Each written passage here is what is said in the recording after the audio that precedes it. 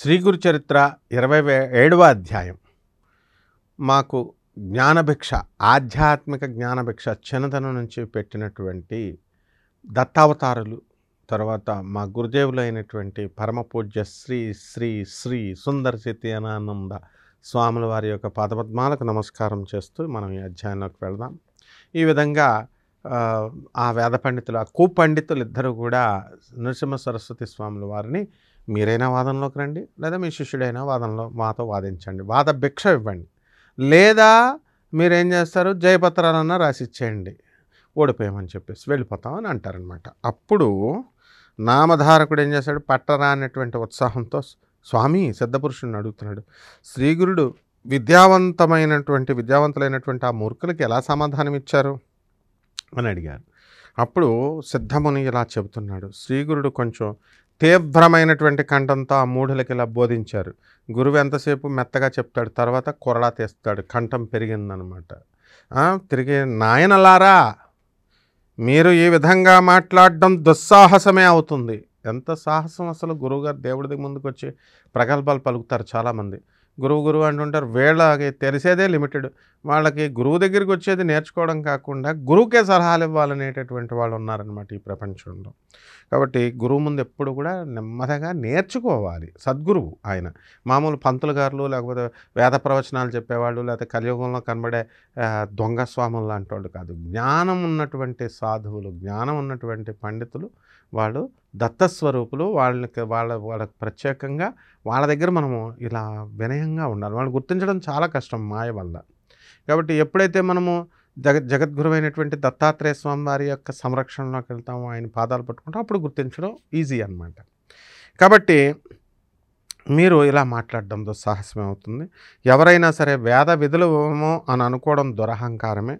వేదాల లక్ష్యం పరమార్థమే కానీ ధనము, కీర్తి, అహంకారం కావు. వేదాలు ఎందుకు నేర్చుకుంటారండి? లోక కళ్యాణం చేయాలి, పేదవాళ్ళకి సేవ చేయాలి, అనాథలకి సేవ చేయాలి, సాధువులకి సేవ చేయాలి, ఆ తర్వాత ఈ యొక్క వికలాంగులకు సేవ చేయాలి. ఇది మానేసి ఆడవాళ్ళకి, అబలలకి సాయం చేయాలి. ఇది మానేసి మీరు ఏం చేస్తున్నారు? ధనం సంపాదించుకుంటున్నారు, కీర్తి సంపాదించుకుంటున్నారు, తర్వాత యశస్సు కోసం ప్రాకులాడుతున్నారు. ఇవన్నీ కూడా అహంకారం. ఇవి ధనము, కీర్తి, అహంకారం వస్తుంది. ఇవన్నీ కాదు కావాల్సింది. సమదర్శనమే పండిత లక్షణం. అందరినీ సమానంగా చూడాలి. పేదవాడిని, అంబానీని, అలాగే చదువున్నవాడిని, చదువులేని వాడిని, చీమని, తర్వాత దోమని, మానవుడిని ఒకలాగే అందరినీ సమదర్శనంతో చూడాలి. నిజానికి వేదాలను సంపూర్ణంగా తెలుసుకున్నటువంటి వాళ్ళు ఇంతవరకు ఎవరు కూడా లేరు. వేదము ఆద్యంతరహితము, అపారము. దానిని పూర్తిగా తెలుసుకోవడం బ్రహ్మదేవుడికే సాధ్యం కాదు. బ్రహ్మదేవుడే తెలుసుకోలేకపోయాడు, ఇంకేంటి మీరు తెలుసుకునేది? పూర్వం భరద్వాజ మహర్షి వేదాన్ని సంపూర్ణంగా అధ్యయనం చేయాలనుకుని బ్రహ్మచర్యం మొదలుపెట్టాడు. వేదాన్ని నేర్చుకోవాలంటే బ్రహ్మచర్యం చేయాలి కదా. బ్రహ్మచర్యాన్ని అవలంబించి బ్రహ్మదేవుని యొక్క వరంతో 3 సార్లు దీర్ఘాయువు పొందాడు. 3 సార్లు కంప్లీట్ దీర్ఘాయువు, ఎంత కావాల్సి అంత ఆయుర్దాయం తీసుకున్నాడు. 4 యుగాలు కూడా 5000 సార్లు పునరావృతమైతే మరి బ్రహ్మకు ఒక పగలు. ఇప్పుడు ఇప్పుడు కృతయుగము, త్రేతాయుగము, ద్వాపర యుగము, కలియుగము అని మనం ఈ 4వ యుగంలో ఉన్నాం. ఇప్పుడు కలియుగం ప్రథమ పాదంలో ఉన్నాం కదా. ఈ 4 యుగాలు అయిపోయిన తర్వాత ఒక చక్రం అవుద్ది, ఒక రౌండ్ అవుద్ది. అలాంటి 5000 రౌండ్లు అవ్వాలి.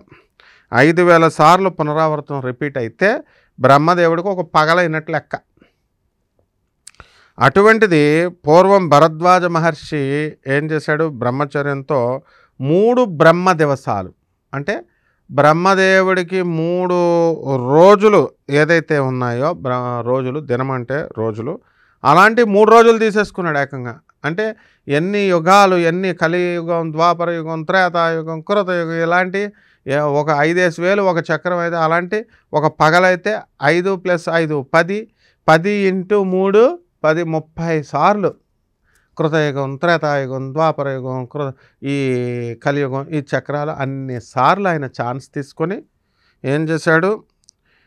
3 బ్రహ్మదివసాలు గురువు వద్ద వేదం నేర్వడానికి చాలక తపస్సు చేశాడు. తపస్సు చేసి ఆయుర్దాయాన్ని పెంచుకొని తపస్సు చేస్తే బ్రహ్మ సాక్షాత్కరించి వేదం పూర్తిగా నాకే తెలియదురా నాయన, బ్రహ్మదేవుడైన నాకే, నీకు వేద రాశిని చూపిస్తాను రా చూడు అని చెప్పి కోటి సూర్యుల కాంతితో వెలిగిపోతున్నటువంటి మేరు పర్వతాల వంటి అపారమైనటువంటి వేదరాశులను చూపించాడు. చూసి భరద్వాజుడు చూసి భయపడ్డాడు. అయ్యి బాబోయ్, నేను ఎంతకాలం కూడా పఠించినటువంటి వేదమంతా కలిసి ఇందులో ఒక పిడికిడైనా కూడా లేదే అని వేదమంతా అధ్యయనం చేయడం వల్ల ఎన్ని కల్పాలకైనా అసలు సాధ్యమవుతుందా? యుగాల సంగతి వదిలేయండి, మొత్తం కల్పాలకు సాధ్యమవుతుందా అని తలిచి నాకు అవసరమైంది మీరే నిర్ణయించి ప్రసాదించండి అన్నాడు. ఇది భక్తుడు చేయాల్సిన పని. దేవుణ్ణి ఒక పేపర్ లిస్ట్ తీసి ఇన్ని కోరికలు కాదు, నాకు అవసరమైంది ఏదో నాయన నువ్వు ఒక వరం ఇచ్చేసే నాకు అని అడగానమాట. అప్పుడు బ్రహ్మ ఏం చేశాడు, అనంతమైనటువంటి ఆ వేదరాశి నుంచి 3 పిడికిళ్ళు తీసి అతనికి ప్రసాదించి ఇదంతా కూడా అధ్యయనం చేసేంత వరకు కూడా నువ్వు జీవిస్తావు, బతుకుంటావని వరం ఇచ్చాడు. కానీ ఆ 3 పిడికిళ్ళ వేదం అధ్యయనం చేయడమే అతనికి ఇంతవరకు ఇప్పుడు కూడా పూర్తి కాలేదు భరద్వాజ మహర్షి. కనుక సాక్షాత్తు నారాయణుడే ఏమయ్యాడు, బాదరాయణుడిగా అవతరించి వేదాన్ని 4 భాగాలుగా విభజించి వాటిని పైలుడు, వైశంపాయనుడు, జైమిని, సుమంతుడు అనేటటువంటి శిష్యులకి ఒక్కొక్క వేదం చొప్పున ఇచ్చాడు. వాళ్ళంతా ఏం చేయాలా, కల్పాంతం వరకు కూడా వాటిని అభ్యసించి కూడా వాటిని పూర్తిగా తెలుసుకోలేకపోయారు ఈ శిష్యులు. అటువంటప్పుడు అల్పాయుష్కులమైనటువంటి మీరు 4 వేదాలను సంపూర్ణంగా అధ్యాయం చేశాను అనుకోవడం ఎంత తెలివి తక్కువ అని చెప్పి గురుదేవులు అడుగుతారనమాట. వేదమంతా కూడా నేర్వగలగడం ఏ ఒక్కరికి కూడా సాధ్యం కాదు. కాబట్టే వ్యాసుడు దాన్ని 4 భాగాలుగా విభజించాడు. విభజించి ఋగ్వేదాన్ని ఏం చేశాడంటే పైలుడు అనేటటువంటి శిష్యుడికి బోధించి దానిని ధ్యానించడానికై దానిని గురించి ఇలా చెప్పాడు. ఋగ్వేదానికి ఉపవేదం ఆయుర్వేదం, ఆత్రేయస గోత్రం, గాయత్రి ఛందం. ఋగ్వేదానికి అధిదేవత బ్రహ్మ, ఎర్రని వర్ణం, తామరేకుల వంటి కళ్ళు, సుస్పష్టమైనటువంటి కంఠం, గిరజాల జుట్టు, వంకమేసాన్ని కలిగి 2 మూరాల పొడవైనటువంటి దేహం కలిగి ఉంటాడు ఇతను. ఎవరు? మన ఈ యొక్క ఋగ్వేద పురుషుడు. నువ్వు ఆ రూపాన్ని ధ్యానించు. దీనిలో చర్చ, శ్రావకము, చర్చకము, శ్రవణీయపారము, క్రమపారము, జట, రథక్రమము, దండక్రమము అని 4 భాగాలు ఉన్నాయి. ఇవన్నీ భాగాలు ఉన్నాయి. ఆ క్రమం ప్రకారమే దాన్ని పారాయణ చేయాలి. ఈ వేదానికి అశ్వలాయని, సాంఖ్యాయని, శాకల, భాష్కల, మాండుకేయులు అనేటటువంటి 5 శాఖలు ఉంటాయి. వాటిని ఆ రోజు వ్యాసుడు పైలునికి చెప్పాడు. కానీ ఈనాడు వాటిని సంపూర్ణంగా చదివినటువంటి వాళ్ళు ఎంతమంది ఉన్నారు?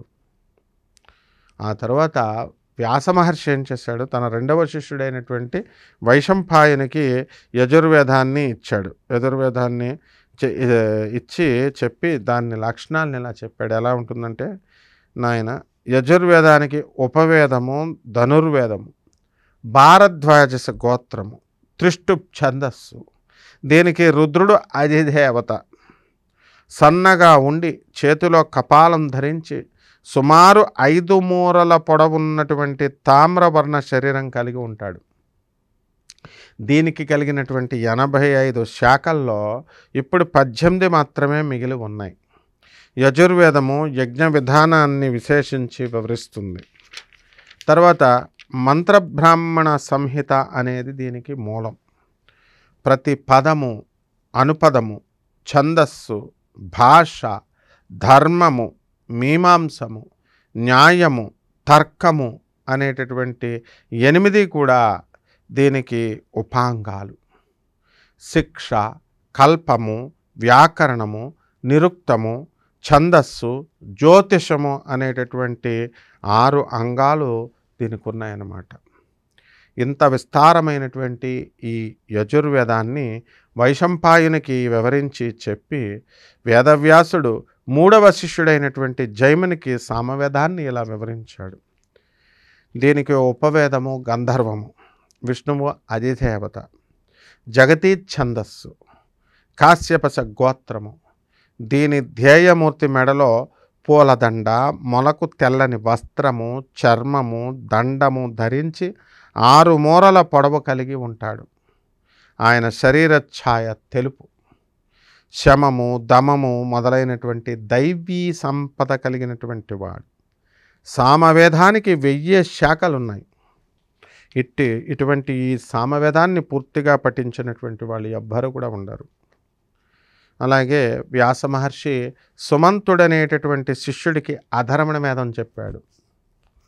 దీనికి అస్త్ర రూపము ఉపవేదము, గోత్రము బైజానకము, ఇంద్రుడు అధిదేవత, త్రిష్టు ఛందస్సు, అధర్వణ వేదపురుషుడు తీక్ష్ణమైనటువంటి ఆకారము, నల్లని వర్ణముగా కలిగినటువంటి కామరూపుడు, ఏకపత్ని వ్రతుడు, 7 మూరల పొడవు. ఈ వేదానికి 9 శాఖలు, 5 కల్పాలు ఉన్నాయి. పూర్వం అన్ని వేదాలను సాంగోపాంగంగా నేర్పగలగ యోగ్యత గల వర్ణాశ్రమాచారులను నిరతులను ఎందరో భరతభూమిలో ఉండేవారు. అప్పుడు 4 వేదాలని కూడా చదివేటటువంటి వాళ్ళు ఉండేవారు ఋషులు. కనుకనే వేదాలన్నీ కూడా అందుకే నిలబడ్డాయి, ఇప్పటి వరకు ఉన్నాయి. ఈ కలియుగంలో బ్రాహ్మలంతా కూడా కర్మభ్రష్టులు అవుతున్నారు. కాబట్టి మంత్రాలలో శక్తి ఏమవుతుంది, లోపిస్తుంది. పూర్వము బ్రాహ్మణుల్లో దేవత్వము మహత్వం ఉండేవి. అందుకే వారిని భూసురులు అనేవారు.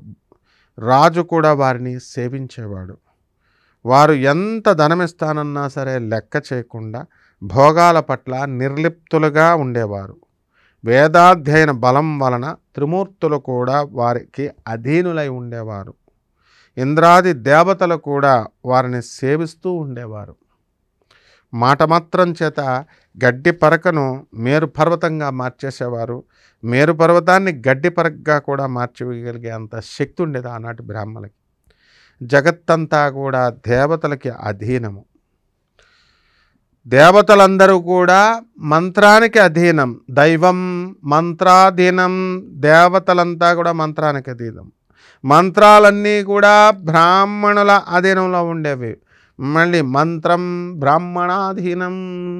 ఆ బ్రాహ్మణుల్లోనే నరసింహ సరస్వతి స్వాముల వారు, ఆదిశంకరాచార్యులు వారు, వీళ్ళు జగద్గురువులు వచ్చారు. కాబట్టి ఆ బ్రాహ్మణ సాంప్రదాయం పోయి బ్రాహ్మణ కర్మభ్రష్టులు అవుతున్నారు. కాబట్టి ఆ మంత్రాలన్నీ కూడా మంత్రం గుర్వాధీనం, గురువు యొక్క చేతికి వచ్చేసినాయి. వారిని విష్ణువు కూడా పూజిస్తూ ఉండేవాడు. కానీ ఈ కలియుగంలో బ్రాహ్మణులు ధనాశతో హీనులకు లొంగిపోయి మ్లేచ్ఛుల ఎదుట కూడా వేదం చదువుతున్నారు. అటువంటి వారి ముఖమైనా కూడా అటువంటి బ్రాహ్మణ ముఖం మనం చూడకూడదు. అటువంటప్పుడు మీరు వేదవేత్తలమని విర్రవీగుతూ ద్విజులందరినీ, బ్రాహ్మణులందరినీ ఈ విధంగా అవమానించడం వలన మీకు కలిగేది ఏమిటి? మీకు ఇటువంటి దుస్సంకల్పాన్ని అసలు ఎవరు ప్రేరేపించాడు? మిమ్మల్ని మీరు పొగిడేసుకొని జయపత్రాలు పోగు చేసుకోవడమే కాకుండా త్రివిక్రమణ్ణి కూడా జయపత్రికని ఇమ్మంటున్నారే. ఇలాంటి దురహంకారంతో లేనిపోని కష్టాలను కొని తెచ్చుకోవద్దు. ఇకనైనా నా మాట విని మీరు వెళ్ళిపోండి అని అన్నాడు. కానీ ఆ మూర్ఖులు మాత్రం తమ పట్టును వదలకుండా వాదమైనా చేయండి, లేదా జయపత్రికనైనా నాకు ఇవ్వమని చెప్పి కోరారు. ఏం జరిగిందో తర్వాత చూద్దాం. ఓం శ్రీ దత్తాయ గురవే నమః. జయ గురుదత్త, శ్రీ గురుదత్త, శుభమస్తు. ఇంతకుముందు జరిగినటువంటివన్నీ కూడా మిస్ అయిపోయాం అనుకునేటటువంటి వాళ్ళు ప్లేలిస్ట్లోకి వెళ్ళి ఆంధ్రప్రభ ఛానల్స్లో మన గురుచరిత్ర పారాయణ చూసుకుంటే మిగతావన్నీ కూడా అన్ని చాప్టర్స్ చూడొచ్చు. అలాగే రోజుకొక వీడియో చొప్పున వస్తుంది, రోజుకొక అధ్యాయం చూడండి.